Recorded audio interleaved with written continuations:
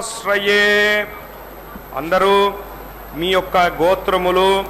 నామధేయము, నక్షత్రము, మీ కుటుంబంలోని సభ్యుల యొక్క నామధేయ నక్షత్రము మనసులో ఒకసారి సంకల్పాన్ని చేయండి. సంకల్ప విధానం తెలిసిన వారు సంకల్పాన్ని చేయండి. సంకల్ప విధానం తెలియని వారు అమ్మవారిని, స్వామివారిని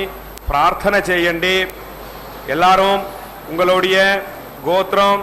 நாமதேயம், நட்சத்திரம், குடும்பத்தில் எல்லாரோடைய நாமதேய நட்சத்திரம் மனசில் ஒரு வாட்டி சங்கல்பம் பண்ணுங்கோ. சங்கல்ப விதானம் தெரிஞ்சவா சங்கல்பத்தை பண்ணுங்கோ. சங்கல்ப விதானம் தெரியாதவா தாயாரையும் பெருமாளையும் பிரார்த்தனை பண்ணுங்கோ. சர்வேஷாம் பக்தஜனானாம் க்ஷேமஸ்தைரிய விஜய வீரிய அபய ஆயுராரோக்கிய ஐஸ்வர்ய அபிவிருத்தியர்த்தம்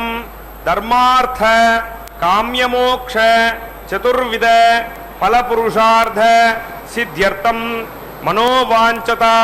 பலசித்தியர்த்தம் ராஜத்வாரே சர்வகாரிய அனுகூலதா சித்தியர்த்தம் ஆரோக்கிய துடகாத்திர வஜ்ரசரீராபிவிருத்தியர்த்தம் லோகக்ஷேமார்த்தம் ஸ்ரீ பத்மாவதி ஸ்ரீனிவாச கிருபாகடாட்ச சித்தியர்த்தம் கல்யாண மகோத்சவம் ஆச்சாரிய முகேன அத்ய கரிஷ்யே சர்வம் ஸ்ரீ வெங்கடேஷார்ப்பணமஸ்து.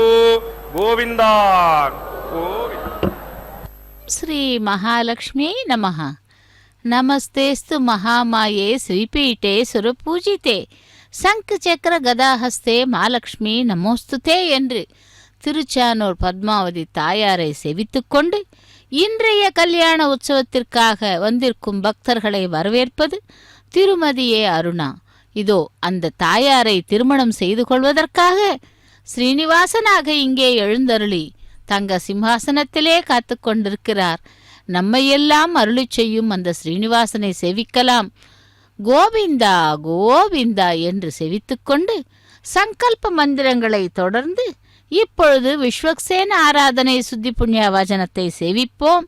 அந்த அகிலாண்ட கோட்டி பிரம்மாண்ட நாயகன் ஸ்ரீனிவாசனையும் பத்மாவதி தாயாரையும் செவிக்கலாம். ஓம் ஸ்ரீ மகாலட்சுமி நமஹா என்று செவிப்போம். ஸ்ரீவத்ச வட்சசம் ஸ்ரீசம் ஸ்ரீலோலம் ஸ்ரீகரகிரகம் ஸ்ரீமந்தம் ஸ்ரீநிதிம் ஸ்ரீனிவாசம் பஜேநிசம் என்று அந்த தாயாரை செவிப்போம். அந்த தாயாரானவள் அஷ்டலக்ஷ்மிகளாக, அதுவும் திருச்சானூரிலே கஜலக்ஷ்மியாக கஜங்களை வாகனமாக கொண்டு இதோ சிறப்பான அலங்காரத்திலே இருக்கிறாள். அந்த தாயாருடைய அனுகிரகத்தை பெற இன்று திருக்கல்யாண மகோத்சவத்தை நேரடி ஒளிபரப்பில் செவிக்கலாம். வைகாசி மாதம் 21வது நாள் செவ்வாய்க்கிழமை, பரணி நட்சத்திரம்,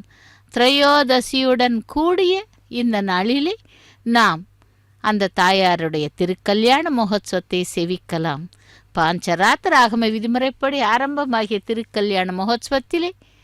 விஸ்வக்சேன ஆராதனை, சுத்தி புண்ணிய வாசனம் மற்றும் கலச ஆராதனை செய்ய உள்ளார் அர்ச்சக சுவாமி. சேவிப்போம் அந்த பத்மாவதி தாயாருடைய திருக்கல்யாண மகோத்சவத்தை. அழுக்காறு என்றால் பொறாமை. மூலப்பழம் பொருளாகவும் படைத்து காத்து அழித்து ஆதிபரம் பொருளாகவும் உள்ள உலக இரட்சகர்களின் மார்பிலே அந்த உரையும் திருமகள் மிகவும் மகிழ்ச்சியுடன் விருந்து உபசரிக்கின்ற நல்ல பண்பு உள்ளவர்களிடத்திலே அமர்ந்து அந்த மக்கள் 16 செல்வங்கள் பெற மகிழ்ச்சியாய் அவர்களை ஆசீர்வதிப்பாள் அந்த திருமகள் தான். பொறாமை உடையவர்களின் இல்லத்திலே அஷ்ட ஐஸ்வர்யங்களை அழித்து அவர்களை மிகவும் கீழ்நிலைக்கும் ஆளாக்குபவளும் இந்த தாயார்தான். ஓங்கி உலகளந்த உத்தமன் மகாவிஷ்ணு கீதாச்சாரியன் தசாவதார பிரியனாக வந்து மானுடத்தை தழைக்க வைக்க மாமருந்து அவர் தம் மார்பிலே உறையும் திருமகளை போற்றி சேவிப்போம். இதோ அப்படிப்பட்ட தாயாருடைய திருக்கல்யாண மகோத்சவத்திலே விஸ்வக்சேன் ஆராதனை சுத்தி புண்ணிய வாசனத்தை செய்து கொண்டிருக்கிறார். இதை தொடர்ந்து வேத மந்திரங்கள் மங்கள வாத்தியங்களுடன் ஆரம்பமாகிறது திருக்கல்யாண மகோத்சவம். லக்ஷ்மி ரமண கோவிந்தா கோவிந்தா கோவிந்தா. यत्ते पवित्रमर्चषे अग्ने विदतमन्तरा ब्रह्म तेन पुनीमहे वाभ्यां देवतवितः पवित्रेण सवेन च इदं ब्रह्म पुनीमहे वैश्वदेवे पुनदे देव्यागादेष्वे भक्वे तन्वो वेदपृष्ठाः तजामदन्तः सदमाद्येषु भजग्स्यामपतयोरयीनां वैश्वानरो रश्मिभिर्मा पुनातु पातप्राणेषु मयो भूः द्यावा पृथिवी पयसा पयोभिः पिताविदर्यज्ञे पुनातां मृगस्पृदृष्टिभिः वरिष्ठैर्देवमन्युभिः अग्ने कृत्वे पुनाहिमा येन देव अपुनात तेनापो दिव्यङ्गतः तेन दिव्येन ब्रह्मणा इदं ब्रह्म पुनीमहे यप्पावनिरुध्यते ऋषभिः सम्बुतोरसं सर्वगणसुनादे सदितप्पादरस्य न पावमानोरुध्यते ऋषभिः सम्बुतोरसं तस्मै सरस्वती दुहे क्षीरकं सर्पिर्मदकमं पावमाने सत्तयने सदगायतस्तुते ऋषभिः सम्बुतोरतः ब्राह्मणे समुदकं हितं पावमानं स्वतन्त्रः इमं लोकमदागमं कामान् समर्दयन्तुनः देवे देवे समावृताः पावमाने सत्तयने सुदुदागतस्ततः ऋषभिः सम्बुतोरतः ब्राह्मणे समुदकं हितं येन देवा पवित्रेण आत्मानं पुनदे सदा तेन सहस्रधारेण पावमानं पुनन्तु मा प्राजापत्यं पवित्रं सतोज्जातं हिरण्मयं तेन ब्रह्मपितो भजं भूतं ब्रह्म पुनीमहे इन्द्रश्चैवे सगमा पुनात सोमश्चत्यावरुणश्च मेत्या यमो राजा प्रमुरा पुनः जातवेदामोज्जयन्त्या पुनातो भूर्भुवस्वः तत्संयोरावृणीमहे गातुं यज्ञाय गातुं यज्ञपतये देवे स्वस्तिरस्तुनः स्वस्तिर्मानुषेभ्यः ऊर्ध्वं जगातवेषजं सन्नोऽस्तुद्धिपते संचतुष्पते ॐ शान्तिः शान्तिः शान्तिः.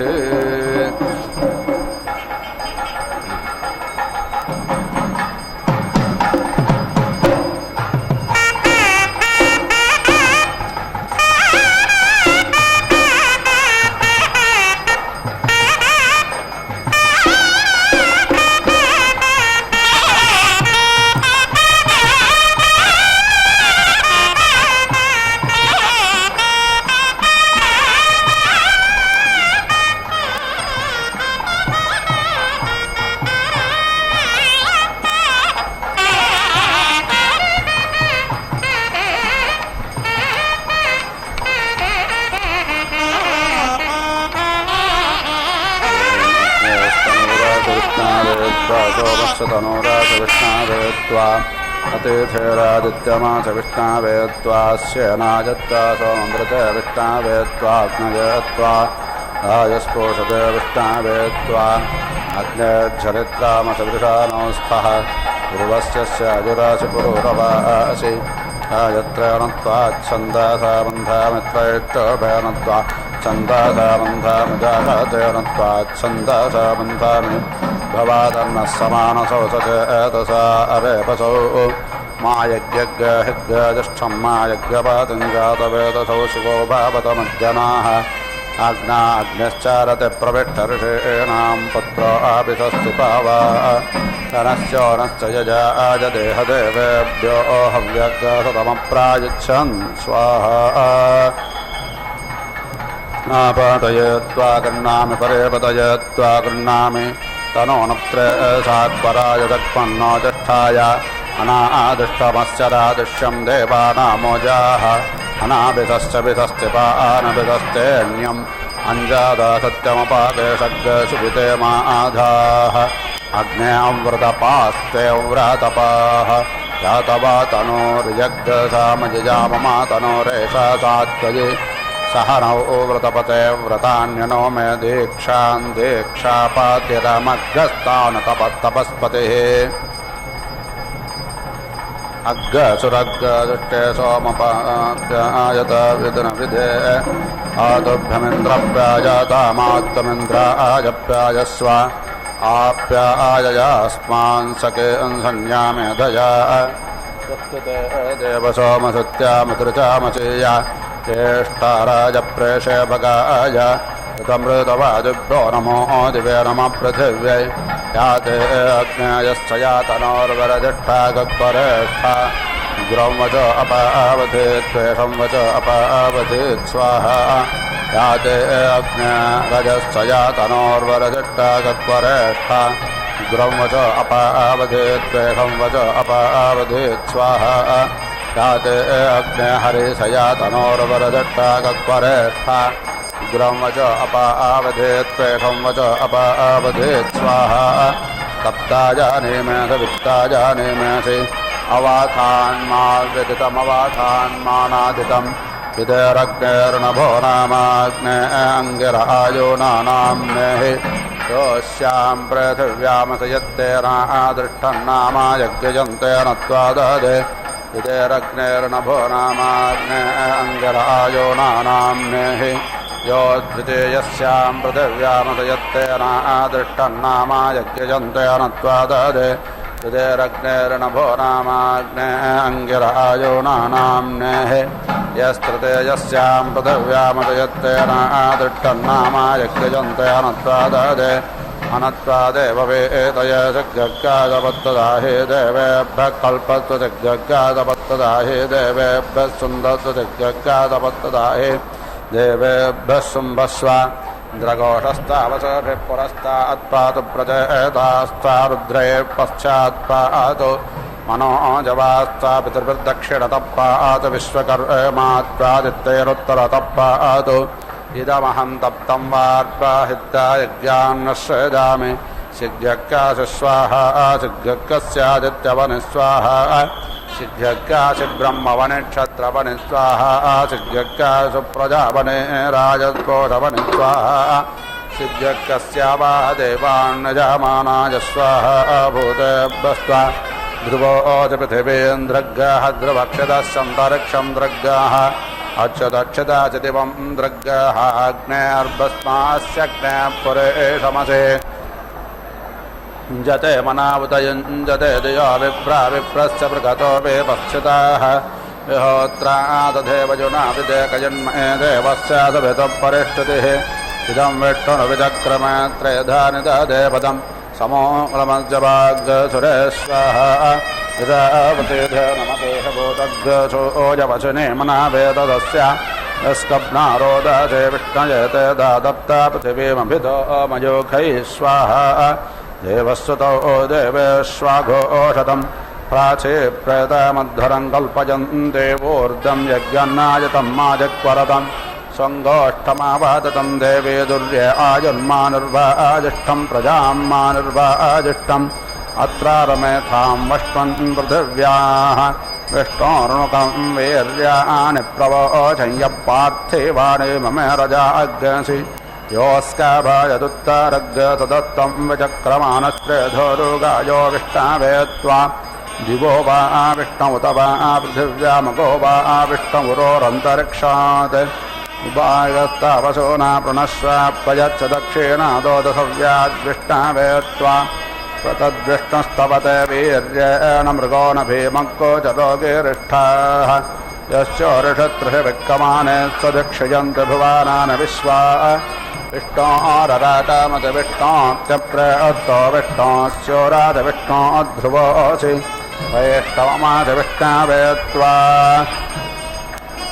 देवस्य त्वासवितो प्रासवेश्यो बाहुभ्यां पोष्टोस्ताभ्याम् आददेनार्यासीदमहङ्गरक्षसो ग्रीवा अपेकन्तामि प्रकन्नाच प्रकद्रावा प्रगतेन्द्राजवाचं वद रक्षोहनं वलगहनं वैष्णवीम् इदमहं तं वालकमुद्दापामजन्नो निष्ठोऽयममात्योऽनुदकान इदमहं तं वालकमुद्दापामजन्नः समानो यमसामानोऽनुदकान इदमहं तं वालकमुद्दापामजन्नः सबन्धुर्यमसा बन्धुर्नुदकान इदमहं तं वालकमुद्दापामयन्नश्च जातो यमसा जातोऽनुदकानोत्तृत्याङ्गिरामि स्वरालाजितपत्नः तत्र राळस्य विमादिः जनराला च रक्षोः सर्वराळस्य मित्रः रक्षोहनो बलगहन प्रोक्षामि वैष्णवान् रक्षोहनो बलगहनो वानयामि वैष्णवान् रक्षोहनो बलगहनो वस्त्रणामि वैष्णवान्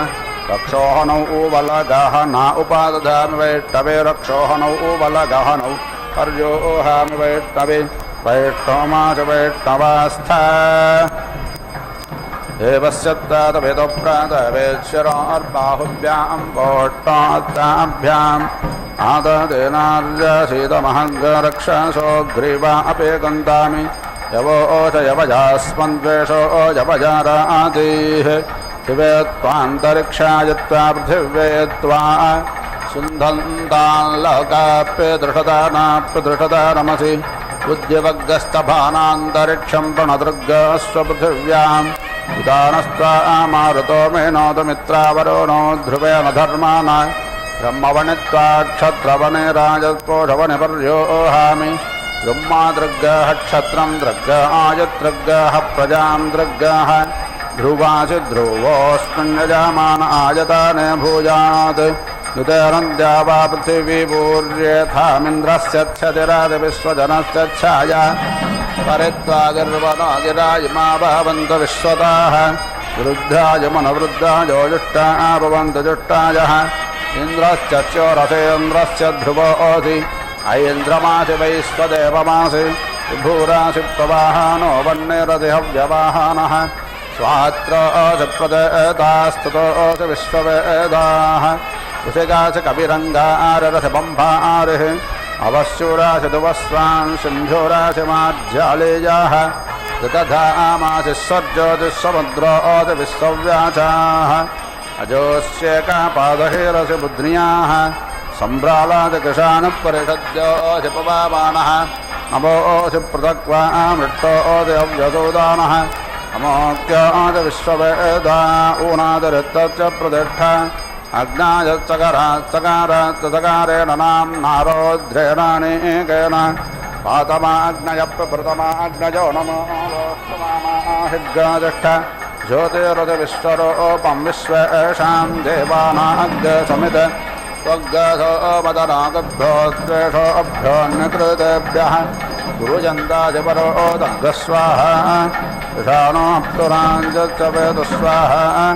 आग्नेन जातुपदा राजे अस्मान् विश्वान् देववयुनान् विद्वान् योऽध्यस्पञ्जोहराणमेन भोजष्ठान्तेन मा उक्तिं विधेम यजन्नो अग्निर्वरे वत्कनो त्वयं वृथः पुरजेत प्रभिन्दन् अजं वाजा अञ्जेत वाजा दात अजग्गसत्र अञ्जेत जर्गेषानः स्वाहा पूर्वविष्णो विक्रामस्व रुक्षया जनस्कृति घृतङ्घृतयोनेऽपि पप्रप्रायज्ञपातिं तिरस्वाहा देवासवितरेष देशो मत्तग्गरक्षस्समाद्वादभन्न एतत्त्वं देव सोमदेवो देवा उपागाः इदमहं मानुष्यान्तहरायस्तोषेण स्वाहा निर्वरो रक्षपादान्नश्च अग्नेऽमृतपास्ते व्रतपाः तनोर्मय्यवो देवादाश्चर्यामातनोस्तय्यवो दिव्यदेवामयि आयतन्नो वल्लभते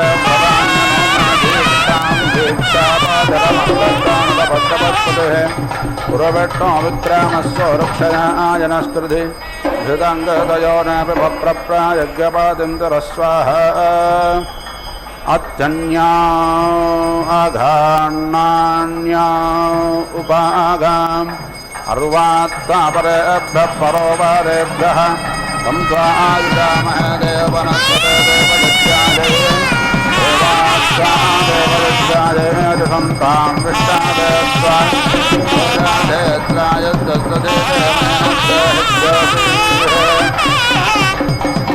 दिवं मादेरन्तरिक्षं माहिज्ञादे पृथिव्या सम्भव अयज्ञहित्वा स्वदे तिष्ठे तेजानप्रणिनाय महते सौभागाय अतस्त्वं देवनस्पते शतवर्षोऽपिरोगसहस्रावल्सा विभजग्गरुहेम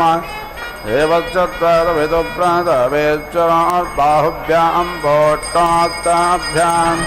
आददेनार्यसेदमहङ्करक्षो श्रीरामदेवन्दानि यवोजयवयास्पञ्चोजपजारोतिः पृथिवे स्वान् लोकाप्यदशदानां पृथुसदारमति अग्रे निराजस्वावेदवन्नेत्रेणामेतज्जा विद्यादजत्वा स्थास्यति देवत्वातपितामध्वानत्सुपिप्पलाभ्यस्तौषधेभ्यः शिवमग्रेण स्पृक्षान्तरिक्षं मध्येन प्राप्पृथिवीवपारेण दृग्गाहि याते धाम अन्युष्मसकमध्ये यत्र गावो भूरि शृङ्गा अजासाः अद्राहैतदोरुगायश्च विष्णोः परमं पदमवापारि भूरि ब्रह्मवनित्वा क्षत्रवने राजस्पोषवने पर्योहामि ब्रह्मा दृग्गः क्षत्रं दृग्ग आयदृग्गः प्रजां दृग्गः विष्णो कर्माणि पश्यत यत व्रतानि वस्पसे इन्द्रश्च युज्यः सखा तद्विष्णोः परमं पदग्ग सदा पश्यन्ति सौरजाः दिवे एव चक्षुरातातं परिवीरासि परित्वा दैवीर्विशो व्यजन्ताम् परेमं यजमानङ्गराजो मनुष्याणां दिवस्सु नरस्येषते पृथिव्यां लोकारण्यस्ते पशुः उपावेरस्युपदेवान् दैवीर्विषप्राहुरुचितो वह्नितमान् देवत्तष्टर्वसोरमहव्याते स्वतन्तां देवातीरमध्यं बृहस्पते धारया वसूनि ऋतस्य त्वा देवः विप्पासेन प्रत्यमुञ्चामदर्शान् मानुषः देवश्चत्वातवेदप्रासावेश्योर्बाहुभ्यां पोष्टहस्ताभ्याम् अग्निशोमाभ्यां ज्येष्ठं नजो नज्मि अद्वस्तौषादेभ्यः प्रोक्षान्यनुत्ता माता मन्यता मनोपिता न भ्राता दगद्धो न सकाशयोच्यः अग्निशोमाभ्यां ताज्येष्ठं प्रोक्षामि अपां पेरुरस्यापो देवे सादन्तो स्वात्तं चित्सद्देव हविः सन्ते अप्राणो वाते न गच्छता समङ्गान यजत्रैः संयजमान आशिष हृदयनाक्तो वसुन्ध्रायेता गिरेवत यजमाने प्रियन्धा आवेश गुरोरन्तरिक्षास्योर्देवेन वातेन अस्य हविषत्मना आयतमस्य तन्वा भव वर्षो वर्षे यश यज्ञपातिं धाः स्वाहा देवेभ्यो स्वाहा माहिभ्योर्मा प्रदाकुः नमस्तातारानर्वाप्येहि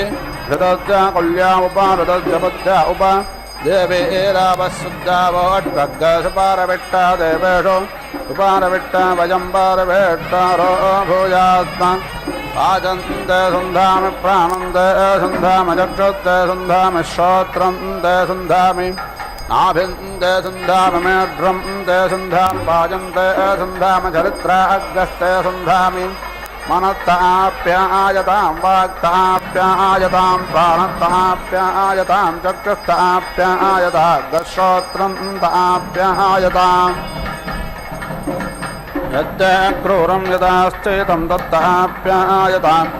तत्ते निष्ट्यायतां दत्ते शुद्धतमोऽभ्यः पुरुषाधेत्रायत्सुधीते मैनग्गहिग्गसीः रक्षासां भागो जनरस्तग्गरक्षाः इदमहङ्गरक्षो विदिष्टाम् इदमहङ्गरक्षो बभदे इदमहङ्गरक्षो दमं तमो नयामि हृदयरन्द्या वा पृथिवी पूर्येथाम् हृदयरन्द्या वा पृथिवी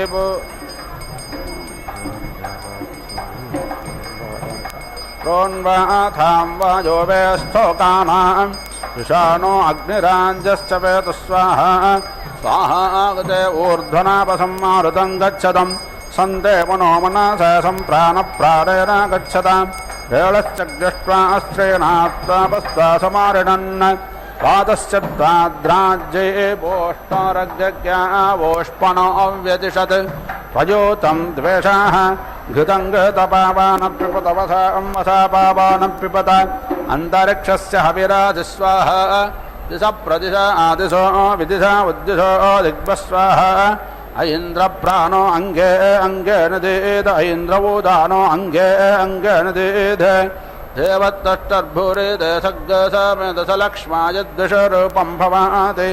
देवत्राजन्तमवासे सकायो नत्वा माता पितरो मदन्तु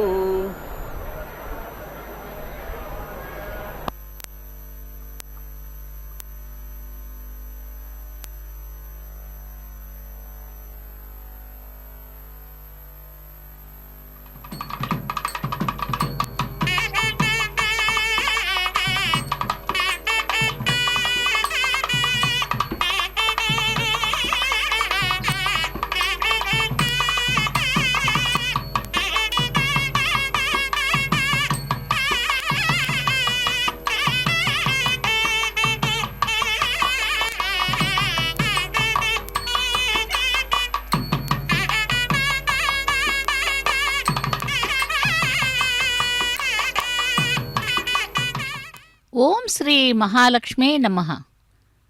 திருக்கல்யாண மகோத்சவத்திலே ஸ்ரீனிவாசனுடைய கரத்திலே தாயாரை பிடித்து கொடுப்பதற்காக சாலங்குருத்த கன்னியாதானம் கைங்கரியத்தை செய்து கொண்டிருக்கிறார் அர்ச்சக சுவாமி. அந்த சாலங்குருத்த கன்னியாதானம் செய்வதால் 21 தலைமுறைகளும் மோட்சத்தை அளிக்குமாம். இதோ அந்த எம்பெருமானுடைய திருவடிகளுக்கு க்ஷீரத்தால் அபிஷேகம் செய்து அதன் பிறகு தாயாருடைய திருக்கரத்திலே பகவானுடைய திருக்கரத்தினை வைத்து சாலங்குருத்த கன்னியாதானம் செய்வார்கள். அந்த பத்மாவதி தாயாருடைய திருக்கல்யாண மகோத்சவத்தை நாம் இப்பொழுது மகா சங்கல்பம் கன்னியாதானம் கைங்கரியங்களை சேவித்தோம். அடுத்ததாக வேத மந்திரங்களை தொடர்ந்து கேட்கலாம். பத்மாவதி தாயார் திருச்சானூரிலே கொலுவீற்றிருந்து கல்யாண கோலத்திலே நமக்கு காட்சி தந்து கொண்டிருக்கிறாள். அக்னி பிரதிஷ்டை ஹோமத்தை ஆரம்பிக்க உள்ளார் அர்ச்சக சுவாமி. அக்னிம் வையஸ்வானரங்கச்ச ஸ்வாஹா மனோ மேஹாத்யச்ச திவந்தே தோமோ கச்சத்தந்தரிக்ஷம் ஜோதிः பிருथिवीம் பஸ்வனா பிரேணஸ்வாஹா மாபோ மோஷதீர்ஹ்கசீர்தாம்னோ தாம்னோ ராஜகஸ்ததோ வருணனோ முஞ்ச யதாஹுரக்ஞாயதி வருணே திசபாமஹே ததோ வருணனோ முஞ்ச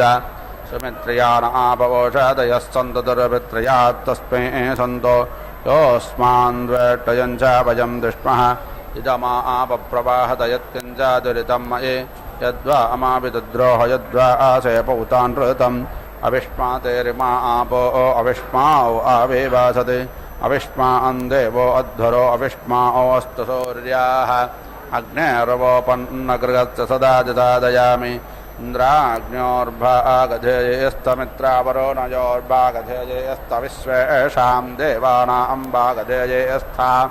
अमोर्या उपसूर्ययाभिर्वासूर्यः सह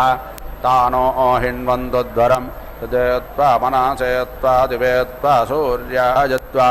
ऊर्ध्वोध्वरं दिवि देवेशहोत्रायच्छ सोमाराजन् विश्वास्त्वं प्रजा उपावरोह विश्वास्त्वां प्रजा उपावरोहन्तु शृणोत्वग्निः समिदा हवं मे शृण्वन्तापो दृशनाश्च देवीः श्रोता अग्रावानो विदुषो न यज्ञ शृणोतु देवस्यापिता हवं मे स्वाहा देवीरापो अपान्नपाद्यो बाहुर्मिर्हाविष्याः इन्द्रिया वा अन्मदिन्तामः तन्देवेभ्यो देवत्रागात् शुक्रपेभ्यः येषां भागस्तस्वाहा कार्षीरसमुद्रस्य त्वाक्षित्या उन्नाजामि समापो अद्भिरक्मदसमोषादिभिरोषाधीः यमग्ने पृच्छुमत्यमवाबाजेषजञ्जुनाः सयन्त षस्वातिर्षस्वाहा देवस्य त्वादवितुप्रादवेश्चोर्बाहुभ्यां पोष्णास्ताभ्याम् आदादेरावाचिकबीरममध्वरं कृतेन्द्राशुषोतामम् उत्तमेनापविनोज्यस्वन्तं मधुमन्तं पयस्वन्तं इन्द्राभ्यास्तदेवस्तुतस्तर्पयातम मनो मे तर्पयत वाचं मे तर्पयत प्राणं मे तर्पयत चक्षुर्मे तर्पयत श्रोत्रं मे तर्पयत आत्मानं मे तर्पयत प्रजां मे तर्पयत पशून् मे तर्पयत गणान् मे तर्पयत गणा मे मा वितृषन् इन्द्रायत्वा वसुमते रुद्रवात इन्द्रायत्वादित्यवाते इन्द्रायत्वाभिमादग्नस्येनायत्वा सोममृतेऽग्नजयत्वारायत्पोषते यत्ते सोमतिविज्योतिर्यत्पृथिव्यां यद्धुरा अन्तरिक्षे तेनास्मै यजमानायोरुराज गृध्यते धात्रेवोजः स्वात्रास्थावित्रतरो राजो गोर्ता अमृतस्य पत्नेः तादेवेद्देवत्रेवं यज्ञन्नायतो बाहुताः सोमस्य पिबता माभिर्मा संवित्ता ऊर्जं दत्तदिशाने वीड्वेदते वेलयथामूर्जं ददाथां पाप्मा हतो न सोमाः रागप उदगधराक् सर्वदस्त्वादिशाधवन्तो अम्भनिष्पालथमरेर्वेदां तमङ्गपृथग्गजशो देवस्याविष्टमत्यं न त्वदन्यो माघवन्नट्यमध्यतेन्द्रब्रवीमिते वचः वाचस्पदाये पवत्सविष्टोऽङ्गभ्याङ्गवश्च भूतः देवो देवेभ्यः पवश्च येषां भागोऽसि मधुमतेर्न इषस्कृधि यत्ते सोमादाभ्यं नाम जाग्रवे तस्मै त्वा गृह्णाम तस्मै ते सोम सोमायस्वाहा स्वाहोर्वन्तरिक्षमन्वे विश्वाङ्कृतोत विश्वेभ्यजिन्द्रियेभ्यो दिव्येभ्यः पार्थिवेभ्यः मनस्ताष्टस्वाहा अत्ताश्वभवः सूर्याय देवेभ्यस्तामरेशिपेभ्यो देवा अग्रसो यस्मै त्वेळे तत्सत्यमो बलिप्लुता भङ्गेन हेतोऽसो वट्प्राणायत्वा व्यानायत्वा पयामृहेतोऽस्यन्तर्यच्छमगवन् पाहि सोमम् पुरुष्यरायो वेषो यजस्व अन्तस्ते द्यावा पृथिवी दधाम्यन्तर्दधाम्युर्वन्तरिक्षम् तजोर्देवेभिरवारैः परयश्चान्तर्यामे माघवन्मादयस्व स्वाहोर्वन्तरिक्षमन्वे विश्वाङ्कृतोत विश्वेभ्यजिन्द्रियेभ्यो दिव्येभ्यः पार्थिवेभ्यः मनस्त्वाष्टस्वाहा अत्वाश्वभवः सूर्याय देवेभ्यस्तामरेचिपेभ्यः उदारायत्वा आवायो बोषचुपा उपानः सहस्रं तेन यतो विश्ववारा उपोते अन्धो मध्यमयामयस्य देवददिशे पूर्वपेयं वाजवे अत्वा इन्द्रावायोजुमे सुता उपप्रयो अभिरागतम् इन्दावो वामुसन्तिः अयामरेहेतोऽसि वाजवाजिन्द्रवाजुभ्यां द्वेषते योनः सजोष अभ्यां त्वा अयं वा अम्मित्रावरुणासुतः सोमारुता वृदा ममेदिह शोदग्हवम् वयामरेहेतोऽसि मित्रावरुणाभ्यां त्वा राजवयग्गता सभाग्गसो मदे महव्येन देवाजवासेन गावाः तान्धेनं मित्रावरुणाजिवन्नो विश्वाः धत्तमनापस्फुरन्ति एषते योनिर्वृतायुभ्यां त्वा यावान्तसा मधुमत्यस्वेनासुनृतावति तया यज्ञं मे मक्षतं पयामरेहेतोऽस्युभ्यां त्वेषते योनिर्माद्वेभ्यां त्वा तं प्रत्नथा पूर्वथा विश्वते मता ज्येष्ठता तिम्बर्गिषदग्गस्वर्विदम् प्रतेचेनं वृजनं दोगसे दुनिमासञ्चयन्तमनुजा सुवर्धसे पयामरेहेतोऽसण्डा जत्वा एषते योनिर्वीरतां पाक्यपामट्टः सण्डो देवास्त्वा शुक्रपा प्रणायन्त्वना दृष्टासि शिवीरो वीरान् प्राजनयन् परे कभिराजस्पोषेण यजमानं सञ्जग्मानो दिवा पृथिव्या मन्थी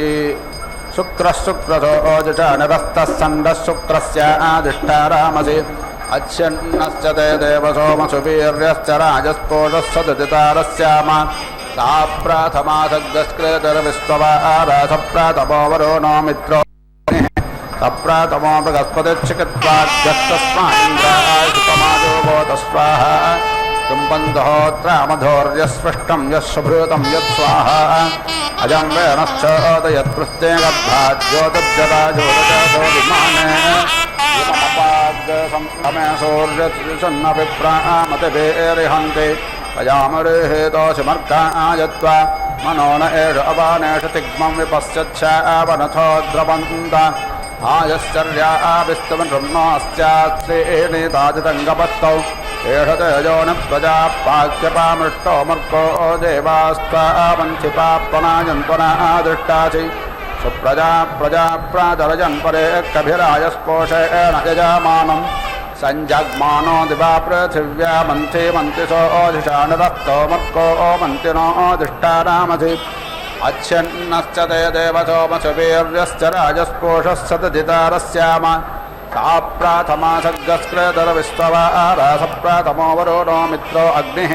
सप्राथमो बृहस्पतिश्चिकित्वाग्गस्तस्मादिन्द्राशुतमाजो गोतस्वाहा त्र्यम्बन्धोत्रामधोर्यस्पृष्टं यस्सुभृतं यत्स्वाहा ये देवासो दिव्येकादधस्तपृथिव्या मध्येकादधस्थ अप्सुक्षितो महिनेकादधस्तते देवासो यज्ञममञ्जूषद्वम् पयामरेहेतोऽस्याग्रयणो शश्वाग्रयणः पाहि यज्ञं पाहि यज्ञपातिं विष्टुस्तामिन्द्रियेणापात विष्णुं त्वं पाक्यभिसवानानि पाहि सोमपवते सोमपवते सोमपवते अस्मै ब्रह्माणे पवते अस्मै क्षत्राय पवते अस्मै शृण्वते यजमानाय पवते इषवोच्चे पवतेभ्योषधेभ्यः पवतेद्याभा पृथिवीभ्यां पवते सुभूताय पवते ब्रह्मवक्षसाय पवते विश्वेभ्यस्तादेवेभ्यः एष तेजो नर्विश्वेभ्यस्तादेवेभ्यः पयामृहीतोषीन्द्राय त्वा प्रकत्ताते पयस्वतौत्थायवं गृह्णामि यत्ताजिन्द्रवगद्वयत्तस्मै अत्ताविष्टावेत्तैष तेजो निरुक्तेभ्यस्ता देवेभ्यस्ता देवायवं गृह्णामि यज्ञस्यायुषे मित्रावरोणाभ्यां त्वा देवायवं गृह्णामि यज्ञस्यायुषे इन्द्रायत्वा देवायवं गृह्णामि यज्ञस्यायुषेन्द्राग्निभ्यां त्वा देवायवं गृह्णामि यज्ञस्यायुषे इन्द्रायत्वा देवायवं गृह्णामि यज्ञस्यायुषेन्द्रावरोणाभ्यां त्वा देवायवं गृह्णामि यज्ञस्यायुषे इन्द्राबृहस्पतिभ्यां त्वा देवायवं गृह्णामि यज्ञस्यायुषेन्द्राविष्णुभ्यां त्वा देवायवं गृह्णामि यज्ञस्यायुषे मूर्धानं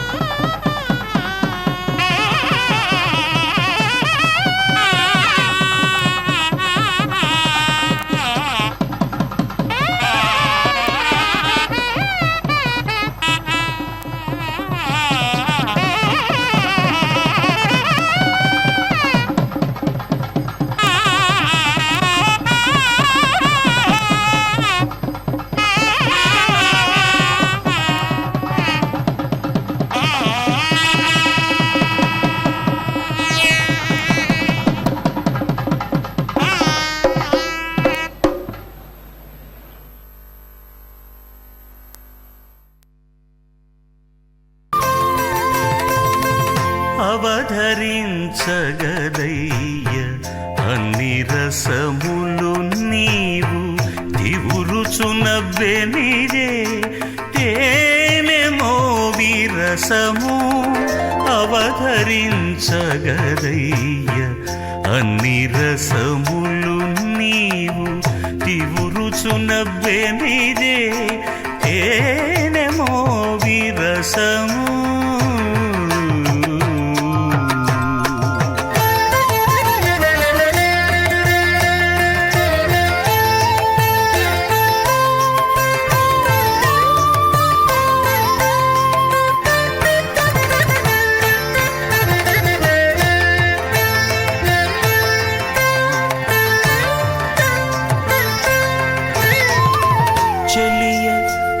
చక్కదనాన శృంగార రసము వెలయ బొమజంకెనల వీర రసము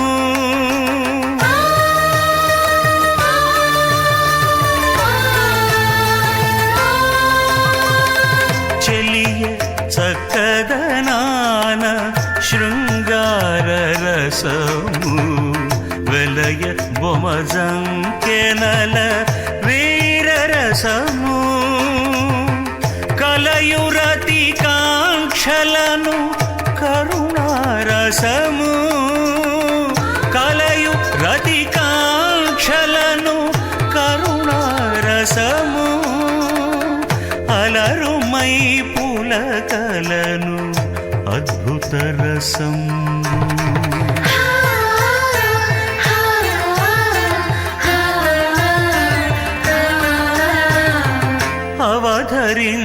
అవధరించగదయ్య అన్ని రసములు నీవు తివురుచునబ్బెనిదే తేనెమో విరసము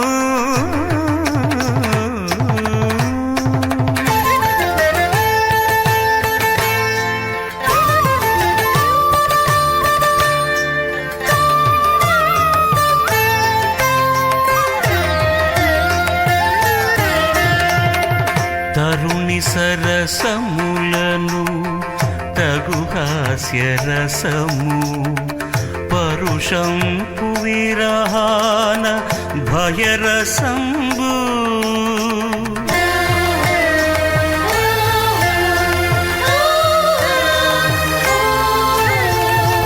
తరుణి సరసములను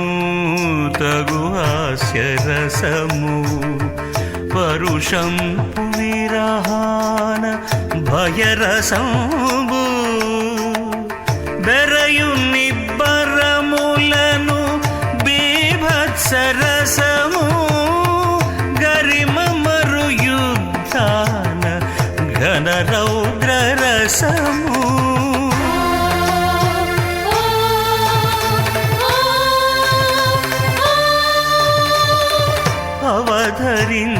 అవధరించగదయ్య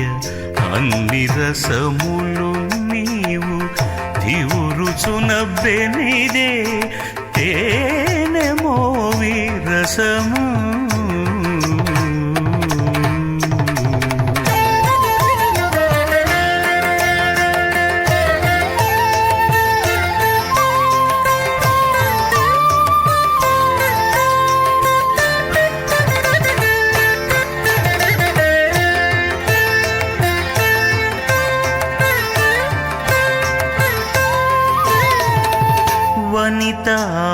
వనితానందముల వడి శాంతరసము ననుపు మంతనములను నవరసములు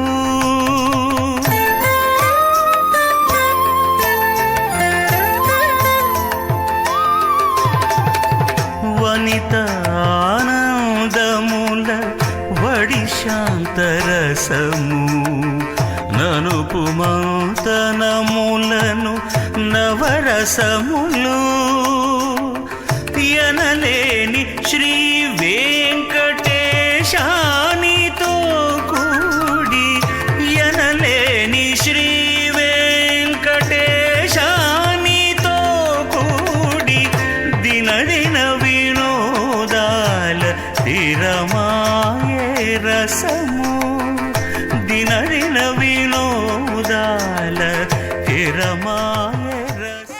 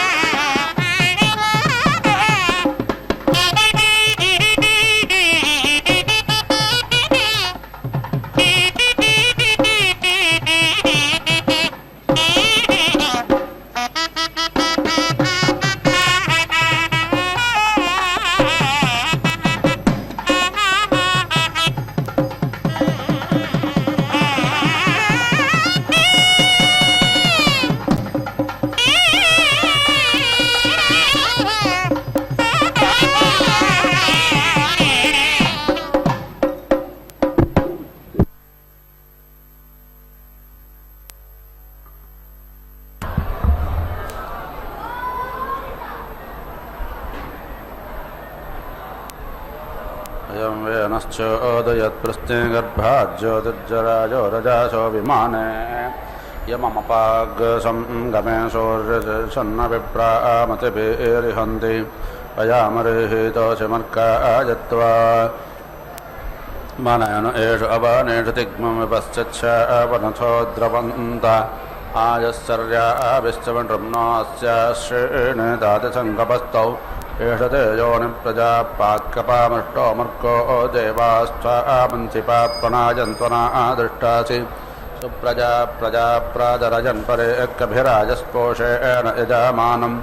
संजग्मानो दिवा पृथिव्या मन्थे मन्तिरो ओजषाडरस्तोमर्को मन्त्यनो दृष्टानामसि अच्छन्नस्य ते देव सोमसु वीर्यश्च राजस्पोषः सददितारस्याम सा प्राथमा सग्रस्कृतरविश्ववारा सप्राथमो वरुणो मित्रो अग्निः सप्राथमो बृहस्पतिच्छिकित्वाग्रस्तस्मा इन्द्राशतमाजोगोत स्वाहा ॐ पूर्णाहुतिरुत्तमां जहोति सर्वं वै पूर्णाहुतिः सर्वमेवाप्नोति अथो ययं वै पूर्णाहुतिः अस्यामेव प्रतिष्ठति ॐ नारायणाय विद्महे वासुदेवाय धीमहि तन्नो विष्णुः प्रचोदयात् स्वाहा ॐ महादेव्यै च विद्महे विष्णुभद्राय च धीमहि तन्नो लक्ष्मी प्रचोदयात् स्वाहा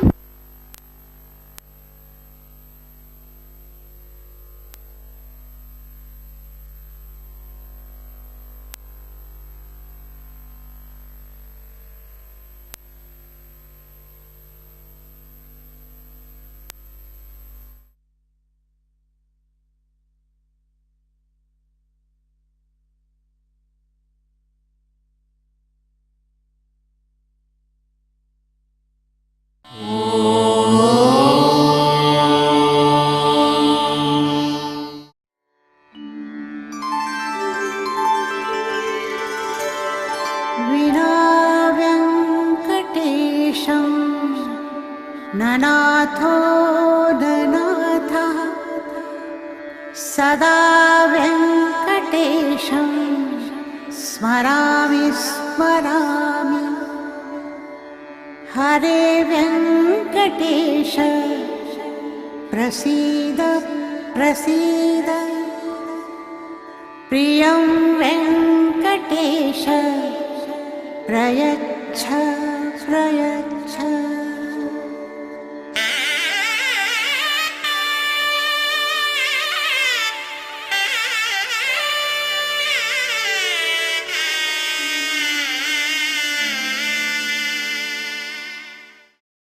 Govinda,